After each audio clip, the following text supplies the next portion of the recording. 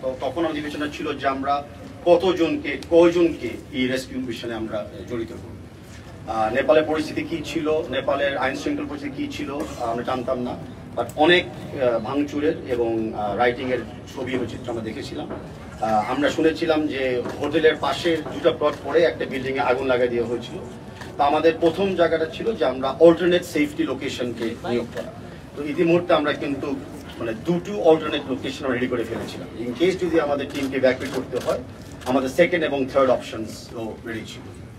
Third ছিল যে immediately আমাদের বাংলাদেশ এয়ারফোর্স কিন্তু was ready to go airborne. কিন্তু বাংলাদেশ এয়ারফোর্স তো আর মানে ডিসিশন দিতে পারে না।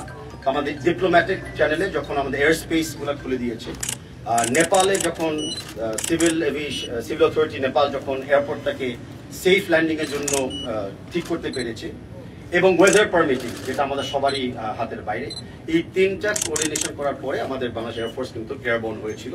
অ্যান্ড খুব অল্প সময় আমাদের প্লেয়ারদেরকে এবং মিডিয়া অফিসারদেরকে কিন্তু ফেরত নিয়ে এসেছিল। আর লক্ষ্য করতে চাই যে সব আপনারা দেখবেন যে আমরা কিন্তু আমাদের যে টিম যাকে আমরা বলি, আমাদের রেস্কিউ স্ট্যান্ডার্ড টিমের ভিতরে আমরা কিন্তু মিডিয়া ভাই বোনদেরকে ইনক্লুড করেছিলাম। তো আমরা মনে করি আমরা এক পরিবার। আর আমাদের টিম জাস্ট ডোন্ট মিন যে 11টা বা 23টা প্লেয়ার, আমাদের টিম মিনস যারা যারা এই জায়গায় জড়িত আছে। বিকজ আমাদের স্পোর্টস মন মানসিকতা আছে, আমরা বাংলাদেশেও কিন্তু গভর্নমেন্ট এবং বাংলাদেশ ফেডারেশন যে নামগুলো আমি বললাম, আমরা একত্রিত কাজ করতে পেরেছি। আমরা প্রায় 24 আওয়ার্স কিন্তু কোনো না কোনো যোগাযোগে ছিলাম, double, triple and quadruple planning আমরা ছিলাম। অ্যাট দ্য সেম টাইম সর্বক্ষণিকভাবে আমাদের চিফ অ্যাডভাইজারের সাথে আমাদের বাংলাদেশের chief of army staff general Waker এবং আমাদের বাংলাদেশের চিফ অফ এয়ারফোর্স, ওনারাও কিন্তু মানে ডাইরেক্ট রেসপন্সিবিলিটি নিয়ে মনিটরিং করতেছিল এবং আমাদেরকে অনেক গাইডেন্সও দিচ্ছিল। বাট গড উইলিং, আল্লাহ শুকর, আমরা সবাই এই মিশনটা সাকসেসফুল করে এসেছি। আর আমরা প্রমাণ করে দিয়েছি যে বাংলাদেশ ফুটবল ফেডারেশন আমাদের প্লেয়ারদের অতি দায়িত্বশীল।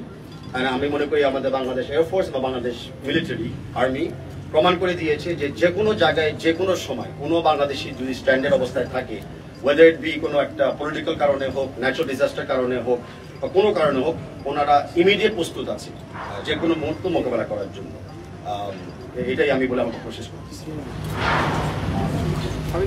প্লেয়ারদের কি মানসিক কাউন্সেলিং এর কোনো দরকার আছে? কারণ তারা তো একটা ট্রমাটাইজ সিচুয়েশনের মধ্যে দিয়ে আসবেন, তারপরে আসলে আপনারা কি ভাবছেন? একটু অ্যাড করে দাবি ভাই, একটু অ্যাড করতে চাই, কারণ আমাদের হাতে কিন্তু খুব একটা সময় নেই, মাসখানেকের সময় আছে, তারপরে কিন্তু আমাদের কোয়ালিফায়ার খেলতে হচ্ছে।